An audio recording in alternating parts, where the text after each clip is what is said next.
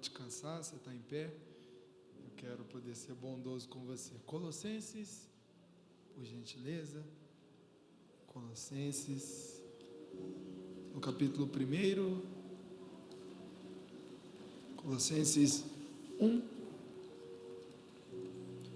Colossenses 1. No versículo 19, 20, 21 e 22. Colossenses 1, versículo 19, 20, 21 e 22. Eu vou ler, depois eu agradeço, porque se eu ficar agradecendo agora, você vai ficar cansado, né? Então eu vou ler, depois eu agradeço aos pastores da igreja. Diz assim: porque Deus achou por bem que em Cristo residisse toda a plenitude, e que, havendo feito a paz pelo sangue da sua cruz, por meio dele, reconciliasse consigo mesmo todas as coisas, quer sobre a terra, quer nos céus.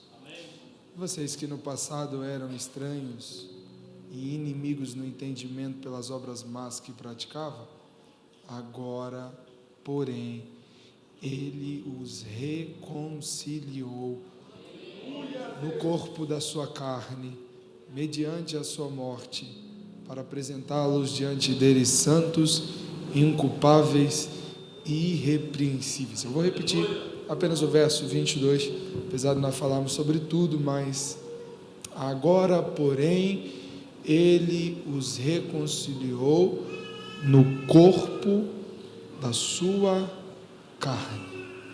Você pode dizer amém? Amém. Se assenta, por favor. Muito obrigado.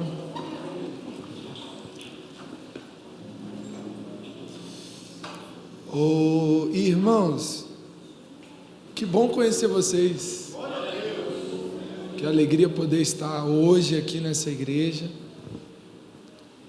Confesso para os irmãos, eu estava me arrumando, falei para minha esposa, hoje eu estou com muita vontade de pregar a vida. Falei para o Yuri, né, Yuri? E eu nem sabia para quem que eu iria pregar, mas graças a Deus que vocês motivam ainda mais, né? Que igreja viva, que igreja preciosa. Deus abençoe a todos vocês. Minha palavra de gratidão direcionada ao pastor Eliseu, pastora Camila, os filhos, né? Tiago e a Clarice. É os dois? O Tiago está por aí. Obrigado, pastor. Pastor, eu não conheço ainda, só me perdoe. Pastor Eliseu, obrigado. Deus sustente, fortaleça, dê graça. Continue usando o Senhor à frente dessa igreja, tá? Obrigado, me senti muito honrado.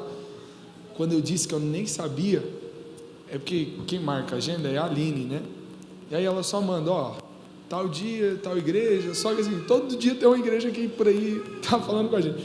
Mas eu lembro, eu vou estar com vocês. Eu nem sei se pode falar um momento, mas eu vou estar lá. No sábado de manhã, é isso, né? Glória a Deus, eu lembro demais.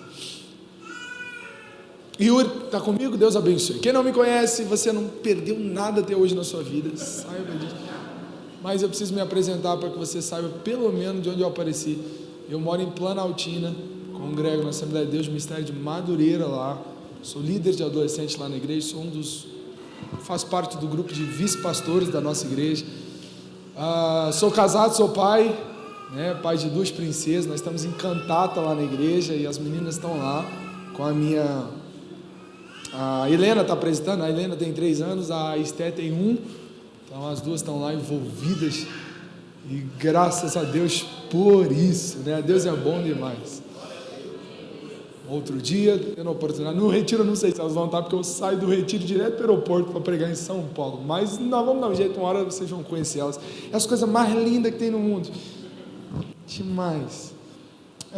Vamos para o texto, né? Vamos para a palavra. Quero poder falar com vocês um pouquinho sobre isso, que eu vou dizer um negócio, gente. Ou coisa boa é falar da crucificação, ou coisa boa é falar do que Jesus fez por nós, né? Do sacrifício de Jesus, da obra de Jesus na cruz. Colossenses no capítulo 1, ele vai ampliar e muito o significado do sacrifício de Jesus na cruz, né? Ele vai engrandecer a Jesus em um nível muito interessante, colocando Jesus como aquele que por ele tudo foi criado, como o centro de toda a história, como o autor da salvação. E ele vai dar algumas informações que eu acredito que seja importante.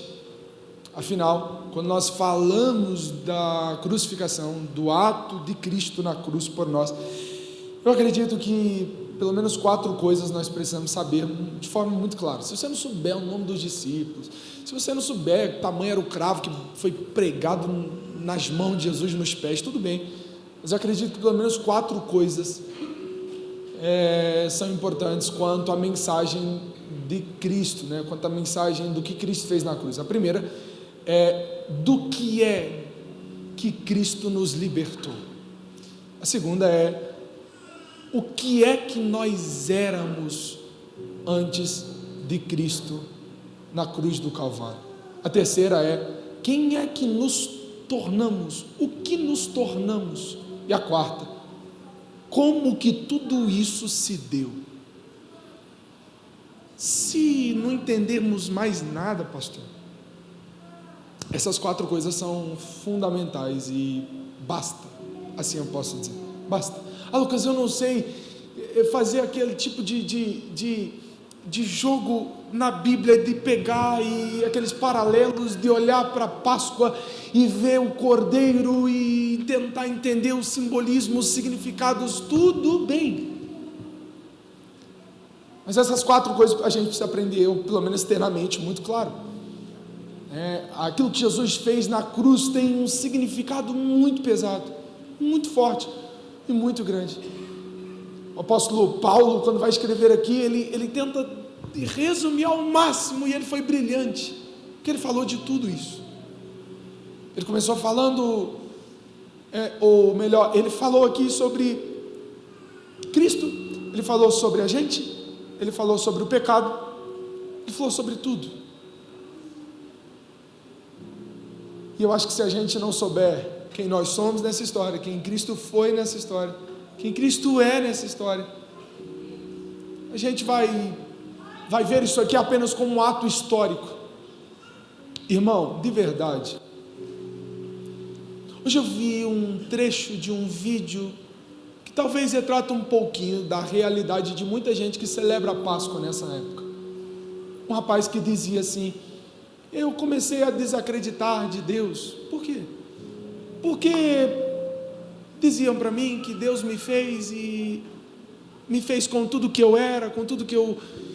E um dia eu comecei a ver que eu tinha alguns desejos e não me fez sentido, porque esses desejos na igreja, as pessoas diziam que com esses desejos, se eu não me arrependesse, se eu ficasse preso a isso, eu iria para o inferno. Eu não entendi nada, e para mim não faz sentido ele dizendo isso. O entendimento errado sobre o que Jesus fez na cruz faz a gente aplaudir na Páscoa e na segunda-feira continuar do mesmo jeito, né? E hoje, esse final de semana, teve um monte de gente que subiu lá em Planaltino, Morro da Capelinha, né? Andou para lá e para cá, mas não entendeu nada do que Cristo fez na cruz. A beleza do que Cristo fez na cruz não é o fato dele ter manifestado o seu amor, é muito mais do que isso. A beleza de Cristo na cruz é o fato dele ter carregado sobre si o nosso pecado, a nossa condenação, a sentença que estava sobre nós. A beleza está no tetelestai, no véu que se rasgou, nas pedras que se fenderam. A falar sobre o pecado, nesse texto de Colossenses, o apóstolo Paulo vai dizer que Cristo reconciliou consigo todas as coisas. É aqui que ele fala sobre o pecado. Todas as coisas. Repita comigo e diga forte, diga todas as coisas. Exatamente, todas as coisas. Quando o apóstolo Paulo está falando sobre todas as coisas, ele está falando sobre tudo o que foi criado. Tudo, exatamente tudo. O apóstolo Paulo não se refere apenas ao ser humano, o apóstolo Paulo se refere a coisas, o que foi criado.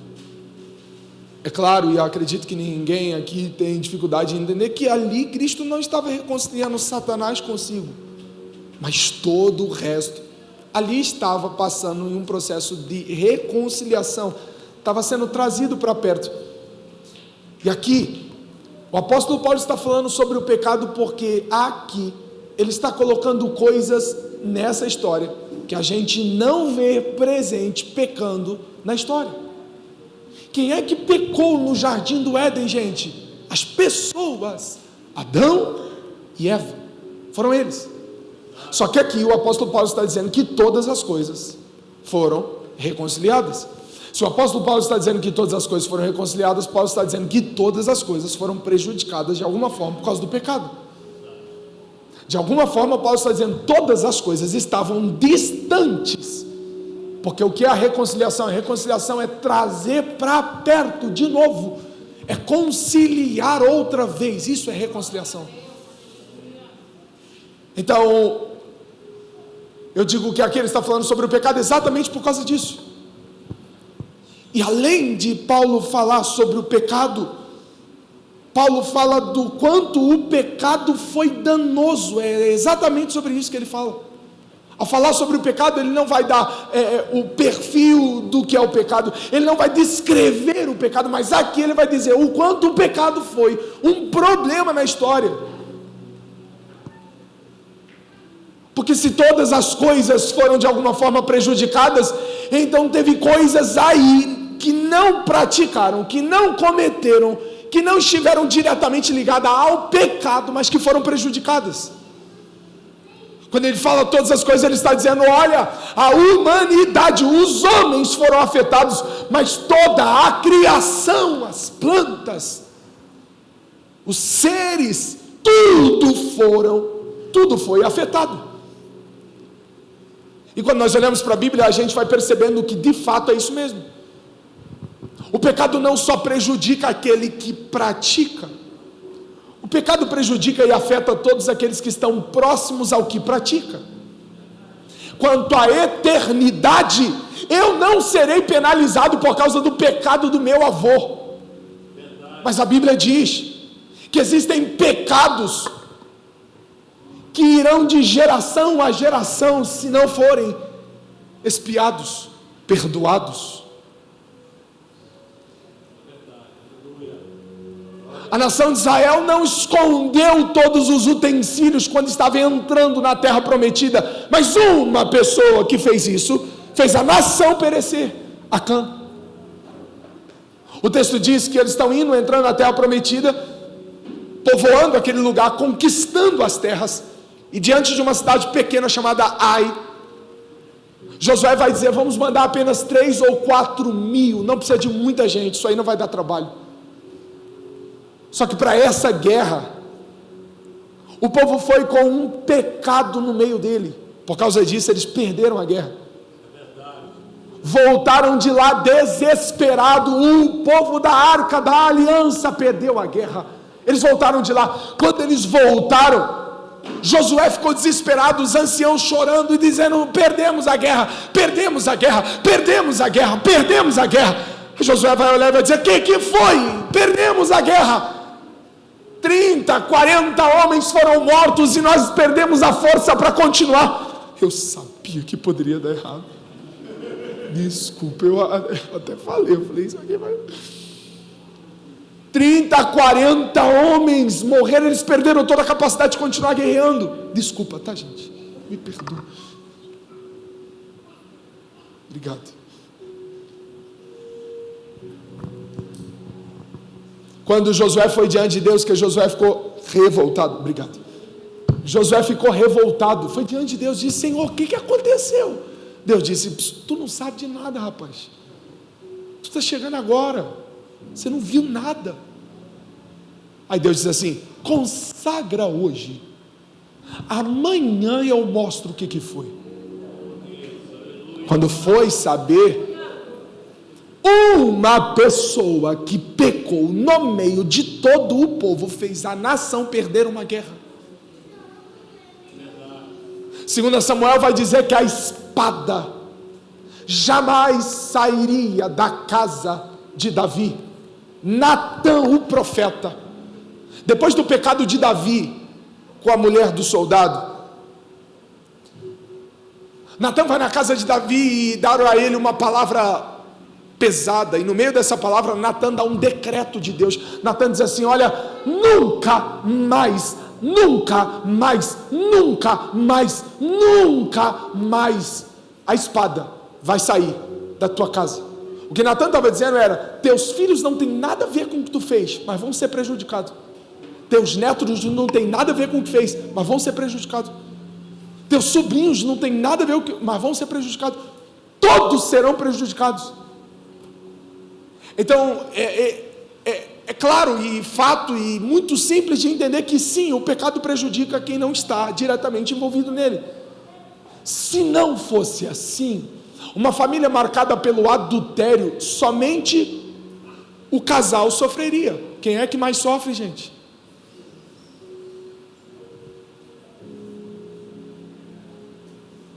Eu ouvi o pastor Josué Gonçalves falando esses tempos atrás sobre pecado. Ele disse: olha, o pecado é como um cartão de crédito que você vai passando. Uma hora a conta chega. Pecado não é brincadeira, gente. Davi vai dizer que enquanto encobriu seus pecados, ou seja, enquanto não confessou, os ossos, corpo, matéria, o corpo foi sentindo, ele diz, os ossos foram secando. No Salmo 51, Davi vai registrar a sua realidade depois do pecado. Ele vai dizer da alegria que foi embora, ele vai dizer do espírito que está enfraquecido, ele vai dizer do cântico que não tem mais, ele vai dizer das vestes que estão sujas, ele vai dizer da impureza que tomou conta dele, ele vai dizer sobre tanta coisa que aconteceu. Pecado. Dura coisa é pensar que algumas pessoas pensam que ao pecar estão obtendo algum tipo de privilégio. O pecado mata, o pecado destrói, o pecado enfraquece, o pecado transforma um homem em um monstro, o pecado transforma uma família em um campo de guerra. Paulo continua no texto falando sobre o pecado, quando ele diz assim: e por meio de Cristo trouxe paz. O que ele está dizendo é o seguinte: o pecado estabeleceu uma guerra. Guerra com quem? Guerra entre o homem e Deus. Então essa história de que o pecado me afasta de Deus é isso mesmo, mas muito mais do que isso, porque o pecado não só me torna distante, o pecado me coloca no lado oposto. Porque se ele fala de uma guerra, o que ele está desenhando é um cenário onde quem está no pecado está de um lado diferente do de Cristo, guerreiam contra si. A Bíblia vai dizer que aqueles que vivem no pecado se assemelham aos soldados que crucificaram Jesus na cruz. Então, em tese, pecar é crucificar a Cristo novamente. Permanecer no pecado é permanecer Cristo todos os dias lá. Talvez a maior hipocrisia que se encontra no meio dos crentes é exatamente depois de um culto, depois de uma semana de um culto como esse. É porque aqui cantamos, louvamos, falamos, e amanhã tem alguns que continuam vivendo no pecado.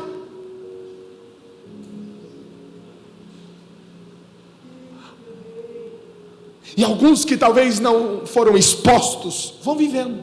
Vão vivendo. Minha esposa não sabe, meu marido não sabe, meu pai não sabe, minha mãe não sabe, meu pastor não sabe. Vai vivendo. É pesado pensar que tem gente que está exatamente como Paulo descreveu em Romanos, com a mente cauterizada, o coração insensível. São os insensatos, não sentem mais nada.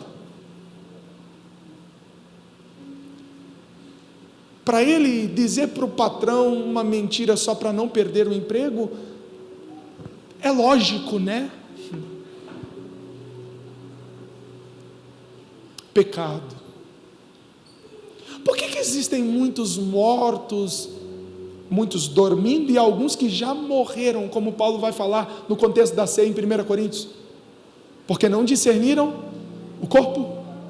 O que é o não discernir o corpo de Cristo? Paulo estava dizendo, ninguém entendeu. Teve alguns que não entenderam o que Cristo fez e continuam vivendo uma vida no pecado. Eles olham para aquilo ali e fazem exatamente o que muita gente faz na Páscoa, né? Canta, bota a roupa no tom, posta, ele vive, mas não discerniram nada. Esse domingo não é um convite de Deus para você celebrar. Esse domingo é um convite de Deus para você se arrepender. Porque Cristo não é celebrado quando cantamos apenas. Cristo não é celebrado, o sacrifício de Jesus não é celebrado quando nós falamos sobre Ele apenas. O sacrifício de Jesus é celebrado quando a gente se ajoelha, arrependido, dizendo, eu sinto o peso do teu sacrifício sobre mim.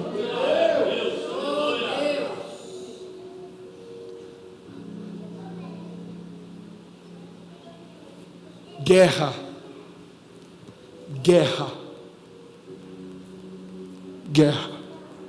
é que essa teologia do gueto, né? É que todos nós somos filhos de Deus. Onde você aprendeu isso? Romanos 8 vai dizer assim, aqueles que são guiados pelo Espírito, esses são filhos de Deus. Quem são os que são guiados pelo Espírito? Aqueles que se inclinam para as coisas do Espírito. Os que receberam o Espírito da adoção que clama, Papai, esses são os filhos.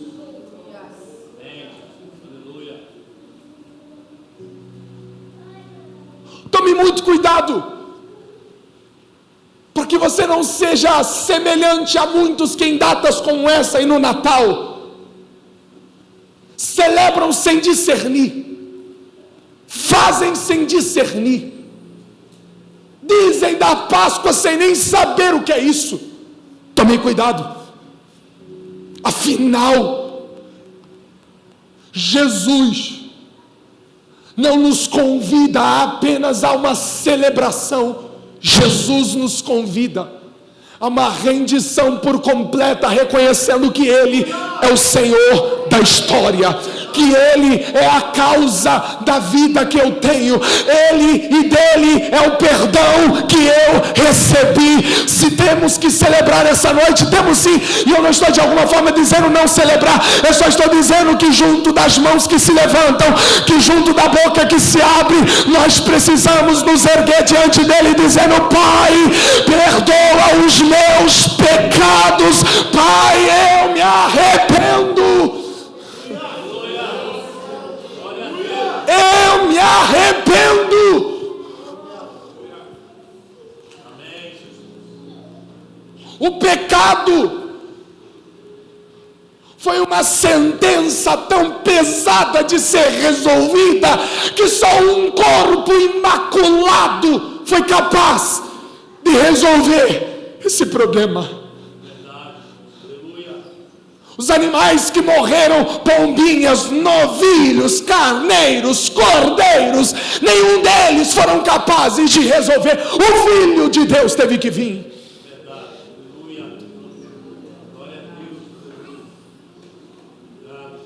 Para curar, Jesus liberou uma palavra. Para libertar, Jesus chegou em uma terra como a Gadara.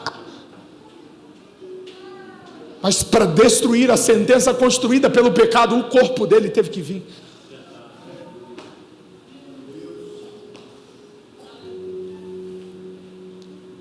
Vou ser bem direto, não estava na mensagem, mas eu sinto o Espírito me conduzindo para isso aqui. Em nome de Jesus. Não brinque com o pecado, porque Satanás não é um amiguinho que você deva conviver. Nem o pecado um brinquedo para você ficar brincando de manhã, de madrugada. Cuidado, cuidado, cuidado, cuidado, cuidado. Eu digo isso porque eu não vim aqui hoje para você gostar de mim. Eu vim trazer uma palavra de Deus. Eu vou dizer uma coisa: a gente não pode achar que viver no pecado é algo normal, que ir pecando, não, olha para mim, pecado, quanto à sentença da condenação eterna, pode sim, pelo perdão de Cristo, ser resolvido, mas o processo de restauração, pelos danos provocados pelo pecado, leva anos, às vezes. Eu conversava com um pastor amigo esses dias, que trabalha com muitos casais, e ele disse para mim, ele disse: Lucas, todos os homens crentes que eu conheço e que eu trato, que caíram no pecado do adultério, todos eles contam, nunca mais foi a mesma coisa. Provérbios vai dizer: aquele que anda pelo caminho da mulher que lisonjeia com os lábios, esse nunca mais encontrará o caminho da vida. A vergonha jamais vai sair da tua casa. É isso que ele diz. Sabe como tem alguns tratando o pecado? A gente vai lá, Jesus perdoa.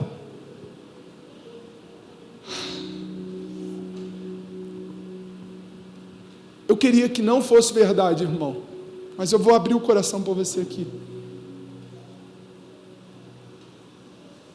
Tem um cadinho de gente por aí que diz Senhor, Senhor, e que Jesus não conhece você há muito tempo. Aqui dentro é fácil, tu senta, comporta igual todo mundo, levanta a mão, tu levanta, ficou de pé, tu fica. Só que se o céu fosse aqui, estava resolvido, tá?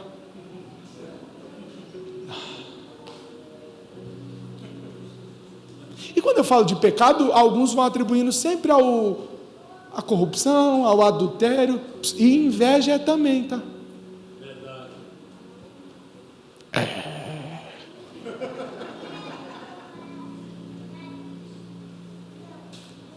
A falar mal dos outros também, tá? Murmurar é igual a feitiçaria.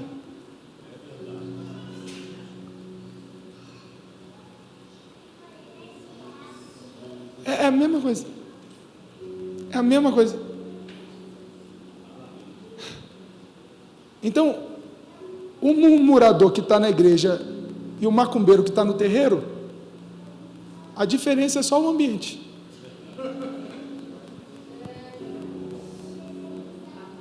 E Lucas, pesou, irmão, tu quer o quê? Tu quer sempre ouvir que Jesus te ama, te ama, te ama, te ama, te ama, te ama, te ama? A Bíblia... Oh meu Deus. Será mesmo que tu entende o amor de Jesus desse tanto? Afinal, daqui a pouco eu vou falar um pouquinho do que aconteceu com o corpo de Jesus, mas se tu entendesse mesmo o amor de Jesus, eu duvido que você teria coragem de fazer. Lucas, você está falando para todo mundo? Não, estou falando com alguém aqui. Eu duvido que alguém teria coragem de ferir o corpo de Jesus, porque pecar é isso, pecar é ferir o corpo de Jesus. Quando você permanece no pecado, você está colocando coroa de espinho, cravando, como os soldados cravaram. Ele não quis responder o sumo sacerdote, e deram um tapa no rosto dele e disse: olha para mim e me responde. Falaram assim. Aí tu fica espantado: oh, uau, que é isso? Que absurdo! Quando nós pecamos, nós fazemos a mesma coisa. Nós estamos batendo no rosto dele e dizendo: eu não te quero, o senhor não representa. Aí a gente vem depois disso tudo e fica... Eu não estou dizendo que não tem que fazer não, irmão, Mas está na hora da verdade, da sinceridade ser parte da tua adoração.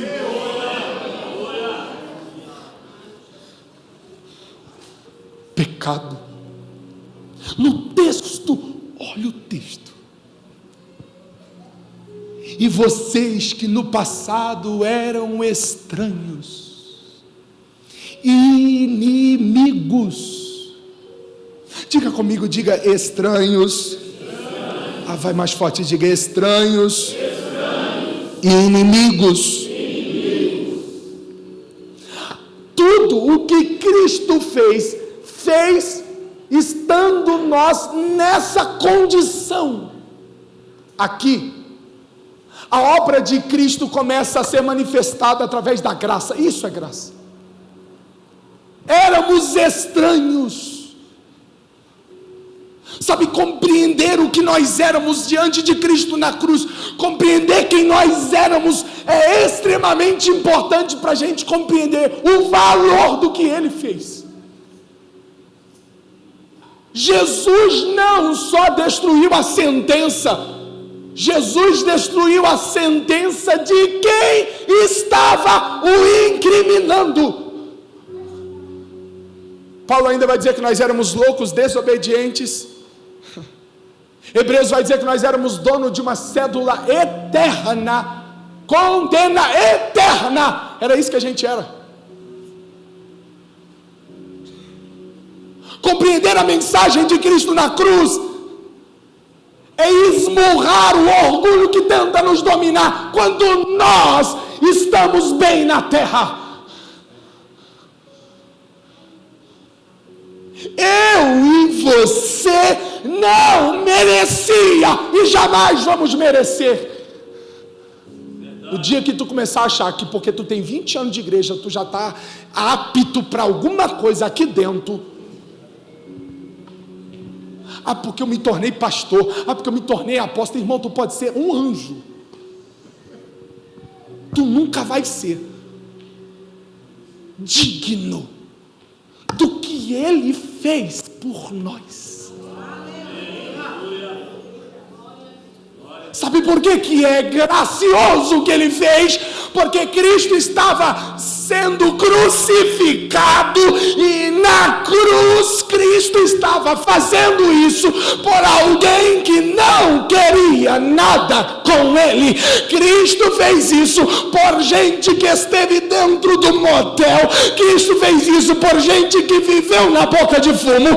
Cristo fez isso por gente que foi bruxo por muitos anos. Sabe o que é escandaloso na cruz de Cristo? É que do mesmo jeito que Ele morreu por mim, por você que consagra a vida, Ele morreu por Hitler, aquele carrasco que matou milhões de judeus. Hitler, se você pegar a história, você vai ver o quão cruel aquele homem foi. Eu assisti um filme esses dias com a minha esposa sobre os campos de concentração. Eles colocavam os trabalhadores, aqueles que não morriam, com calçados que, se desgastado fossem na neve, não teria outro. Um livro que a minha esposa, eu não lembro o nome dele, ela terminou de ler esse tempo agora, sobre o campo de concentração. Um dos que conseguiu fugir dali escreveu um livro. Ele disse que tinha um homem no meio de todos eles, que de tanto trabalhar o tênis desgastou. E ele estava desesperado, porque no outro dia ia ter que trabalhar com os pés na neve, forçados por um homem chamado Adolf Hitler. Foi por ele também. Sabe de uma coisa que eu percebo? É que tem alguns crentes que começam a achar mais dignos do que outros. Tu lembra ainda de como tu estava quando Jesus falou com você? Você lembra a loucura que tu vivia? A doideira que tu era? Quando Jesus botou alguém no teu caminho para dizer, eu quero você. Você lembra ainda? Irmão, tem gente aqui que que você e o Satanás disputavam para ver quem mais perturbava a vida do bairro.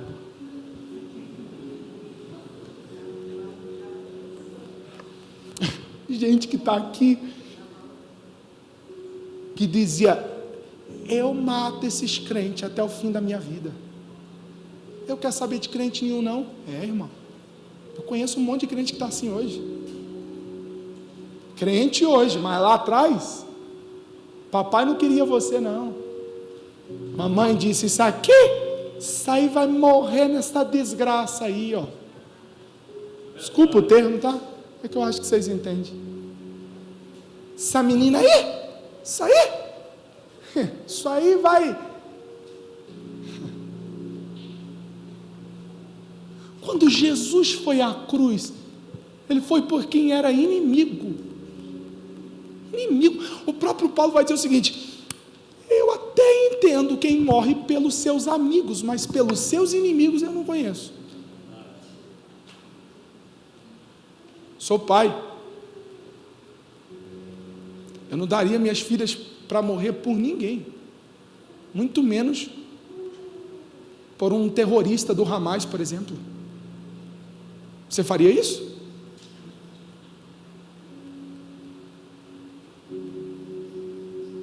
Homens cruéis que destroem a nação, homens cruéis que matam crianças. Meu Deus, isso aqui eu sei que é, desculpa, mas talvez você vai conseguir compreender ainda mais. Viu o caso do Epstein? Que, pelo amor de Deus, é espantoso perceber que Jesus morreu por um cara como aquele.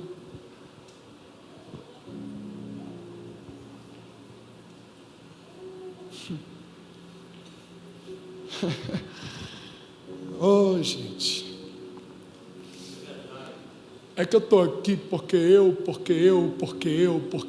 porque nada. Eu e você não é nada, não, irmão.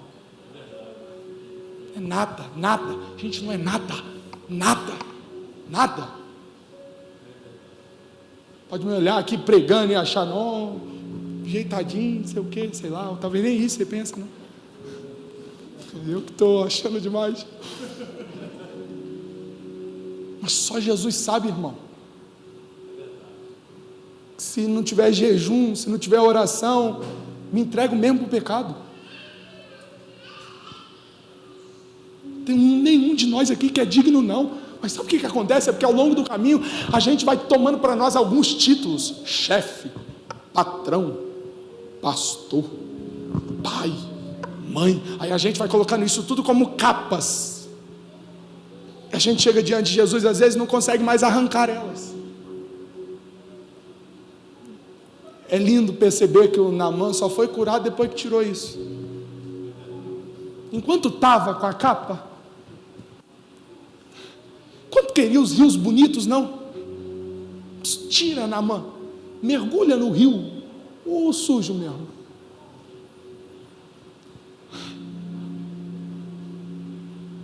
Quem foi que enganou você, que você é digno da família que você tem? Fala a verdade. Pelo tempo de juventude de alguns aqui, não justifica o filho abençoado que você tem. Não justifica a filha abençoada que você tem. Quê? Não justifica não. Não justifica não. Não justifica. O Senhor me deu uma esposa extraordinária, maravilhosa, linda, cheia do Espírito Santo, uma mulher que vive consagrando, uma mulher sensacional, que escreve, que consagra, que meu Deus, cheia de palavra de sabedoria, com filhas que eu fico assim maravilhado. Eu não sei dizer por quê.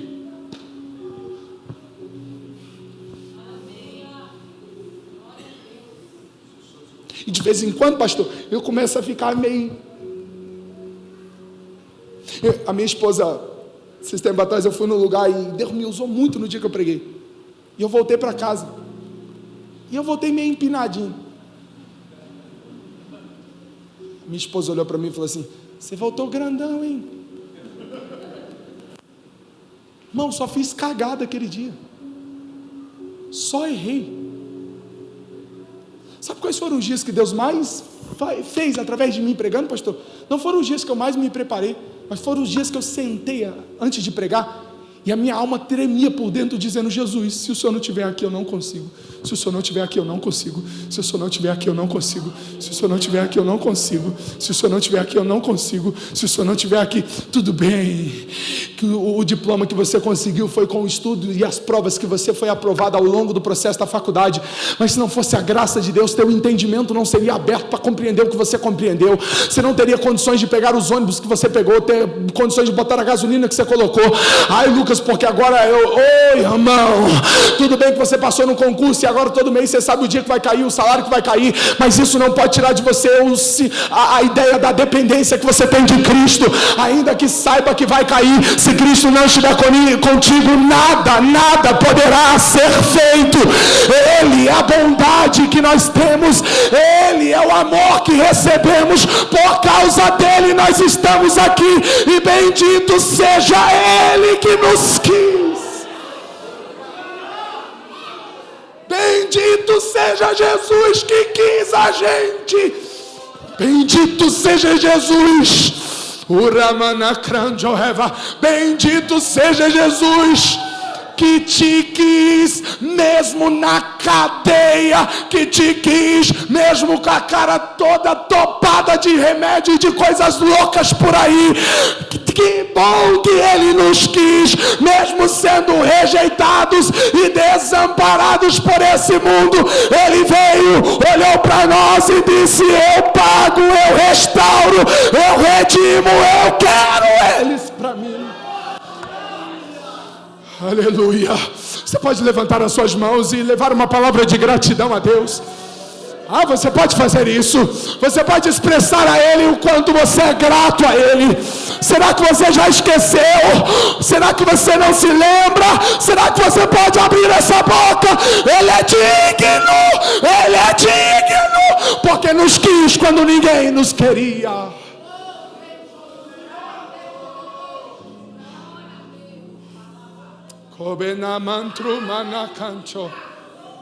Esse aqui é o último lugar na terra que eu tinha condições de estar um dia. Você também. Na igreja, irmão, levantando essa mãozinha aí. Para alguém que passou madrugadas. Oh, Jesus. E às vezes a gente acha que fazemos muito por Ele. O que é mais escandaloso não é isso. O que mais escandaliza nesse texto vem depois. E aqui eu vou caminhar para terminar. Agora, porém, Ele os reconciliou no corpo da sua carne. Irmão, sério mesmo. Diga comigo, diga no corpo. Diga no corpo.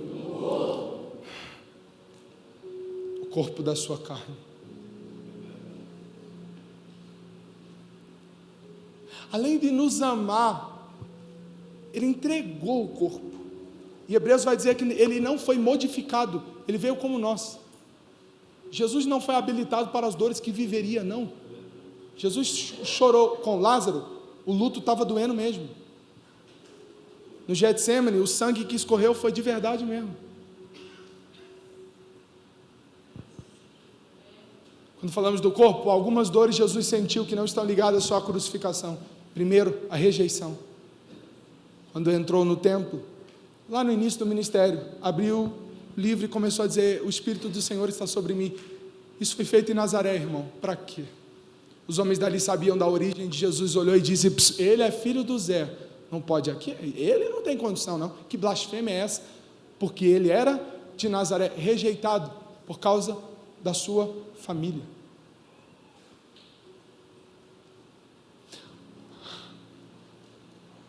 Jesus sentiu o peso da traição.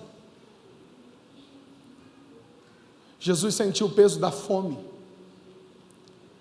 Jesus sentiu o peso de ver que um serviço estava incompleto por conta dos próprios discípulos. Depois de 3 anos andando com Pedro, Jesus teve que olhar para o Pedro e dizer assim: Pedrão, tu até hoje não está no rumo, né? Até hoje tu não converteu não, Pedro. Jesus teve que sentir o peso da solidão no Getsêmani. quando foi orar e depois de um tempo olhou e disse: ué, cadê eles? Quanto ao Getsemane, eu vou ler para vocês. Eu estava ouvindo algo sobre o sacrifício de Jesus. No Getsemane, quando o sangue escorreu no suor, ali foi um fenômeno que o corpo, por muitas vezes, no caso de Jesus, esse fenômeno ocorreu com Jesus, chamado hematidrose, que é quando, devido ao alto estresse e agonia, o corpo começa a expelir sangue em vez de água. O nível de agonia de Jesus era enorme, e provavelmente por ver o que iria passar, porque a oração dele era: Pai, se der passa, se der passa, mas seja feita a tua vontade, seja feita a tua vontade, seja feita a tua vontade. Agonia. Sabe o que isso fez? Isso levou a pele de Jesus a um nível de sensibilidade extrema. Só que aí é o problema, tudo só estava começando aqui. A pele de Jesus já era frágil demais para todos os flagelos, mas agora a pele de Jesus se tornou muito mais sensível ainda. Então ele vai para a via dolorosa com a pele num nível de sensibilidade muito maior, ou seja, a dor foi muito mais intensa. Os flagelos, irmão, em cada chicote, que era de couro, na ponta tinha um metal, em outros, ossos de animais, que pela sensibilidade de Jesus, ou da pele de Jesus, aquilo entrava no corpo e não machucava, dilacerava, arrancava carne viva, pedaço de osso era arrancado enquanto eles batiam. Cerca de 39 açoites Jesus sofreu naquele dia. Bateram no rosto de Jesus. Para homem, o nível de humilhação aqui era terrível. Arrancaram a roupa, se bater no rosto era pouco para humilhar, arrancaram a roupa dele. E começaram a dizer, a ajoelhar e dizer: vai, Rei dos Judeus, tu não és o Filho de Deus? E Jesus, calado. Os açoites arrancavam, irmão. Jesus, por isso que Isaías escreve dizendo que ele foi dilacerado, moído, isso é literal. Jesus não foi moído por uma interpretação, não, moído não é uma interpretação que Isaías está fazendo profeticamente, moído é literal, foi moído. Se não bastasse isso, a coroa de cravos, de espinhos, entraram e perfuraram o crânio de Jesus.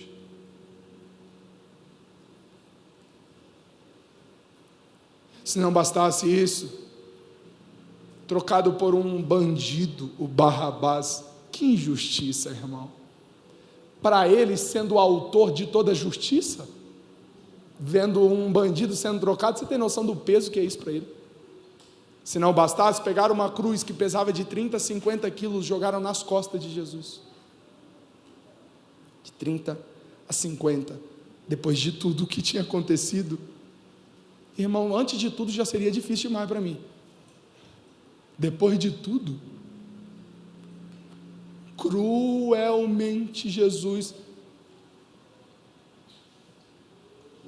E o que impressiona é que foi por nós. Inimigos, não dá para explicar o amor de Jesus, não dá para explicar o quanto Ele nos quis, irmão, não dá não, isso tudo porque Ele sabia que não daria retorno, um investimento sem saber que não vai dar retorno.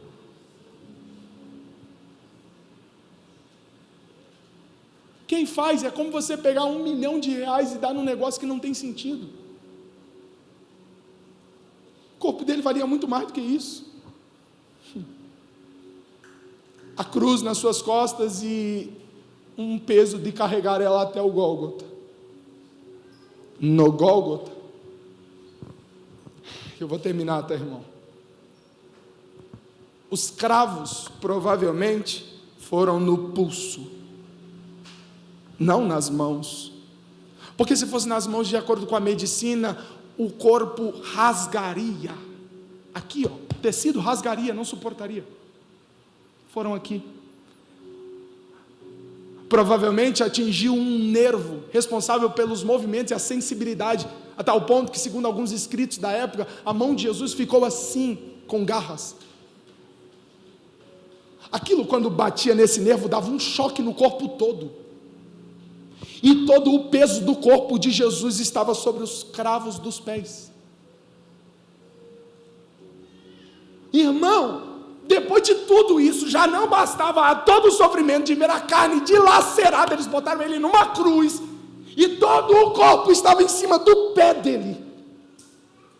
Para Jesus ter dito tetelestai, para Jesus ter dito perdoa, o esforço foi tão grande, que segundo alguns especialistas da medicina, Jesus, para falar e ter oxigênio, ele tinha que erguer-se.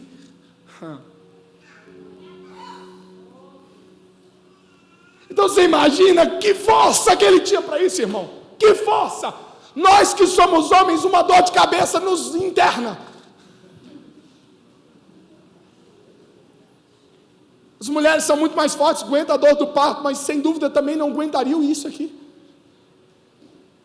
Então ele tinha que fazer isso aqui na cruz, para dizer, tetelestai, perdoa eles, não sabem o que fazem.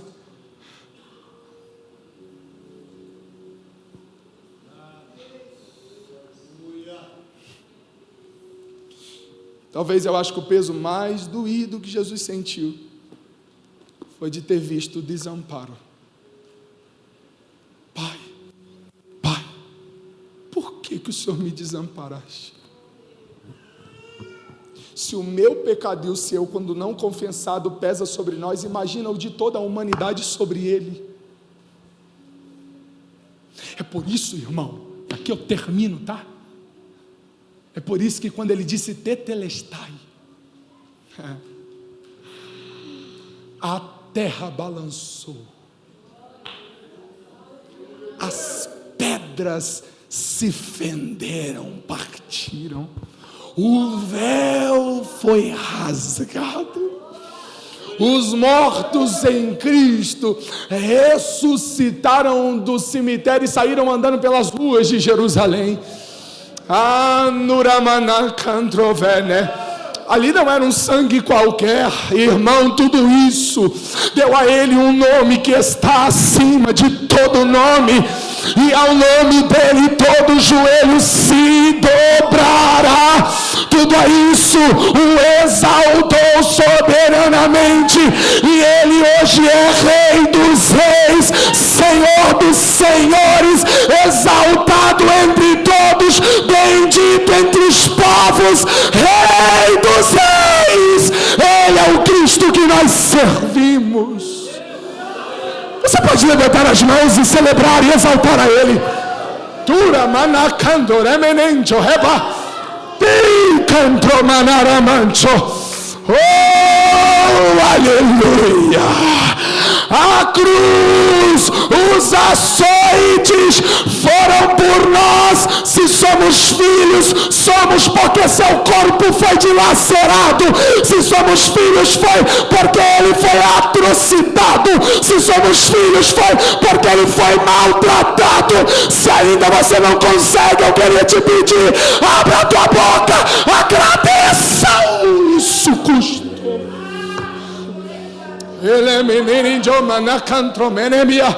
Eu não te pedi até agora isso, mas eu vou te pedir com gentileza. Dá uma olhadinha para alguém que está do teu lado e diga: esse foi o preço que ele te deu.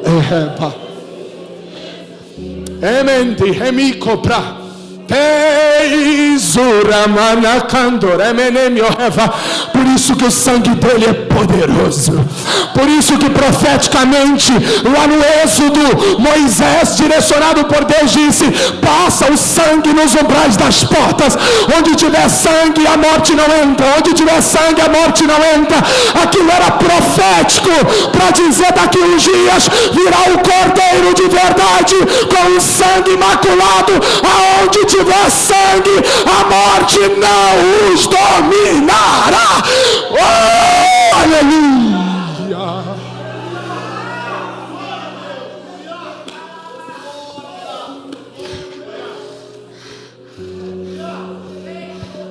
Aleluia! Aleluia! Aleluia! Aleluia! Aleluia! Aleluia! Aleluia!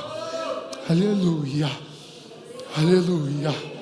Aleluia! Aleluia! Aleluia! Aleluia! Aleluia!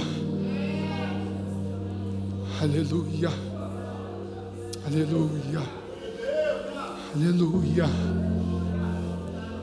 Aleluia! Aleluia! Quando você jejua, você não está pagando a dívida, não. Quando você vem na igreja, você não está fazendo um favor para Jesus, não.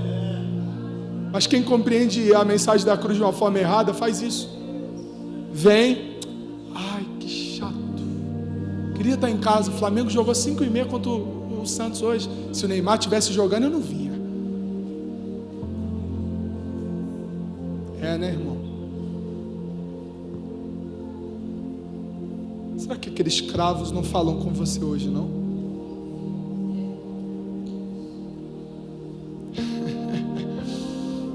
Será que aquela coroa não fala com você, não?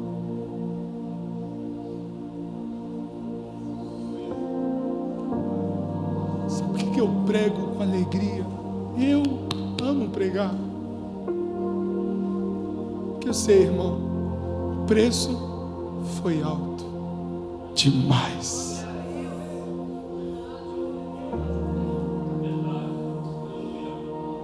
Em todos os passos dele, ele dizia: eu os quero outra vez.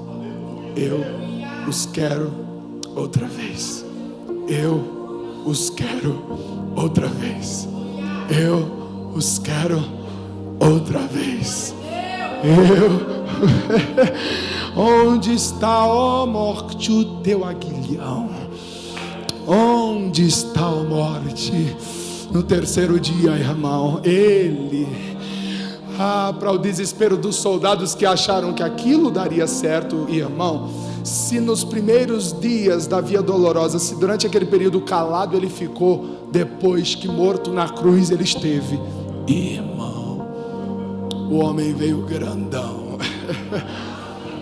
Quando o soldado se deu por conta, ele já estava do lado de fora do sepulcro, falando com Maria, falando com Pedro, falando com gente na praia, entrando dentro de casa. Aleluia! Aleluia! Quando Maria pensou que tentar lembrar que ele ressuscitaria, já estava ele vivo, irmão. Vivo, irmão. Vivo, irmão. Anunciando para o céu e o inferno: eu estou vivo. A sentença foi quebrada. O preço foi pago. Será que você pode abrir a boca para glorificar ao Cristo, ao Cordeiro? Ai, ora baixando. Ei, diridi kendo menerama. Uramana canto tanemendi taramancho. Aleluia, aleluia. Aleluia, aleluia, aleluia.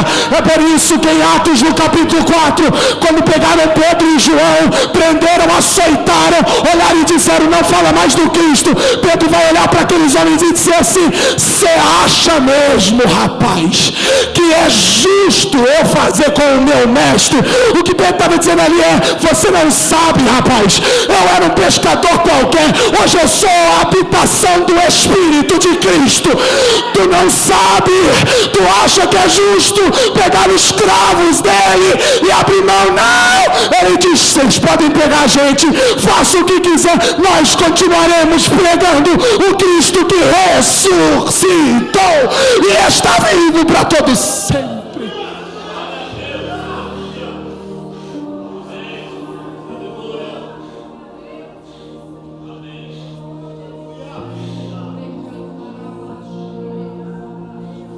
Vou falar o que todos já conseguiam ver, mas eu demorei para perceber. Eu estava longe, você estava perto, eu te rejeitei, em troca recebi. E me senti sozinho e me tornou seu filho, fez de mim sua morada e eu disse: és bem-vindo. Se você sabe, canta. E não me abandonou.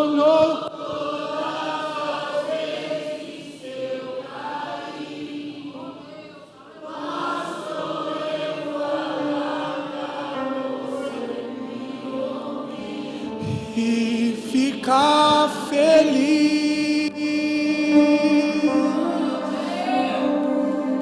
e ficar feliz,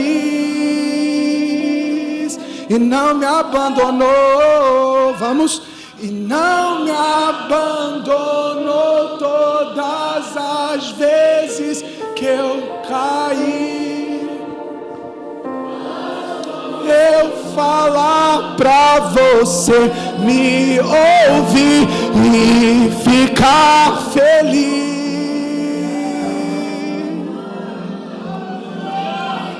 e ficar feliz. E eu vaguei, vamos, e eu vaguei o mundo afora.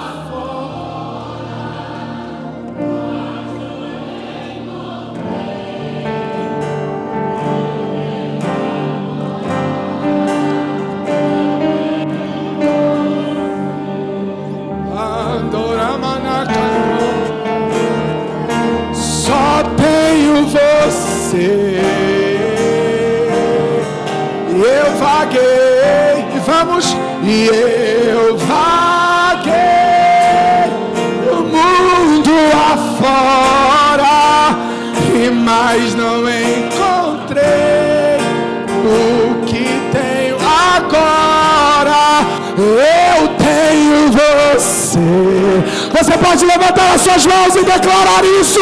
Faça. Só tenho você. E eu estava longe, vamos. E eu estava longe, você estava perto, e eu te rejeitei, em troca recebi afeto, e me senti sozinho, e me tornou seu filho, fez de mim sua morada, e eu disse: e não me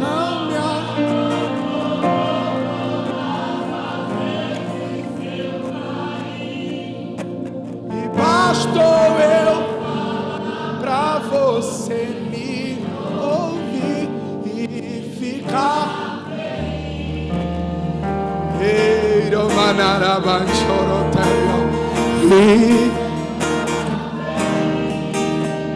E eu vaguei, vamos, e eu vaguei o mundo afora, mas eu encontrei o que tenho agora, e eu tenho você.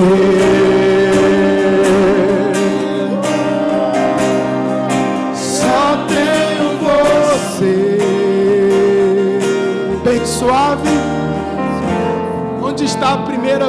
essa noite,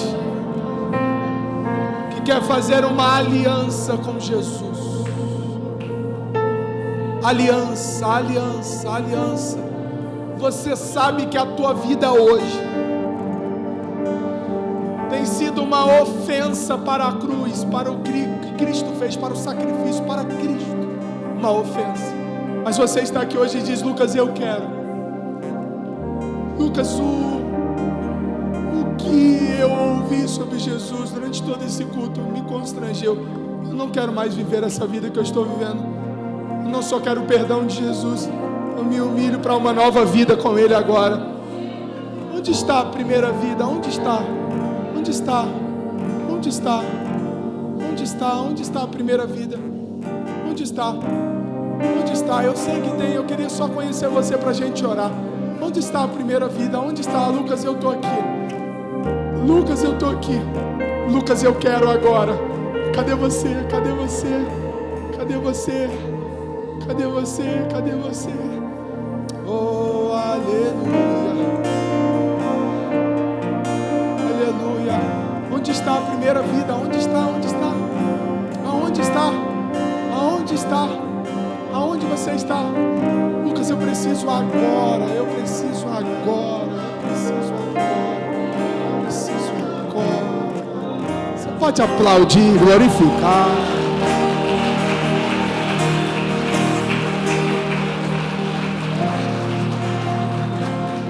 Tem alguém que pode abraçar aqui? Isso. Cadê a segunda vida? Onde você está? Cadê a segunda vida? Cadê a segunda vida? Onde você está? Cadê a segunda vida? Cadê a terceira vida? Cadê a quarta vida? Cadê você? Onde você está? Onde você está? Não é pelo número que eu te convido, mas pelo perdão que está hoje entregue a você. Cadê a segunda vida? Cadê a segunda vida? Onde você está? Aonde você está? Aonde você está? Aonde você está? Aonde você está? Lucas, viver no pecado é ignorar tudo que Jesus fez? É exatamente isso. Lucas, eu quero reconciliar agora, eu não quero mais isso. Cadê você? A segunda vida, onde está? Onde está? Aonde está? Aonde está? Onde está a segunda vida? Aonde está a segunda vida? Aonde está a segunda vida? Não, dentro de mim eu tenho a certeza que nós temos pelo menos 5 pessoas hoje aqui que precisam aceitar Jesus. Eu não conheço essa igreja, eu nunca vi. A maioria dos irmãos aqui eu nunca vi na minha vida. Eu queria saber onde está a segunda vida, a terceira, onde você está? Eu sei que a sua alma está fervendo. Cadê a segunda vida? Onde você está? Onde você está? Onde você está? Onde você está? Onde você está? Onde você está? Aonde você está? Aonde você está? Cadê a segunda vida? A segunda, a terceira, cadê você? Cadê você? Cadê você? Cadê você? Cadê você? Aonde está? Você que quer, faz um sinal assim, ó. Lucas, eu quero, faz um sinal assim que nós vamos te conhecer. Lucas, eu quero, eu quero, eu quero, eu quero, eu quero. Aonde você está? Aonde você está? Que chato, Lucas, você insiste demais, irmão. Eu sei que tem alguém aqui. Onde está a segunda vida? Onde está? Onde está? Onde está? Onde está? Onde está? Onde está você? Oh, Lucas, eu quero, eu quero. Aonde está você? Aonde está você? Que tenho agora. Isso, venha, venha, venha. Aplauda Jesus, que tem uma moça chegando aqui. Aplauda Jesus.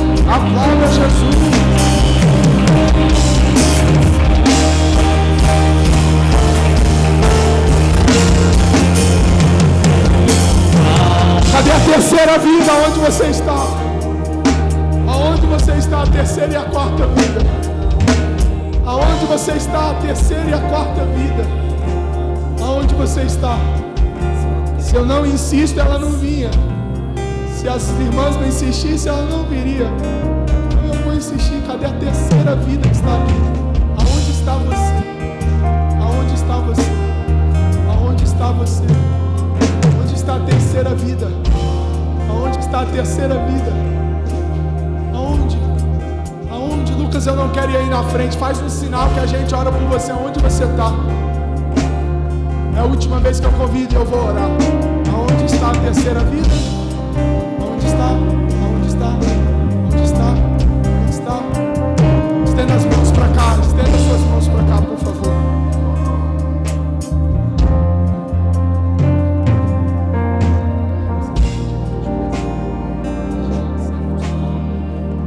Qual é o nome dela? Laida, você é esposa dele, né? Você já é crente, né? Você estava orando por ele, não estava? Certeza. Vem aqui, ora com ele aqui, vem aqui. Deixa eu te aqui.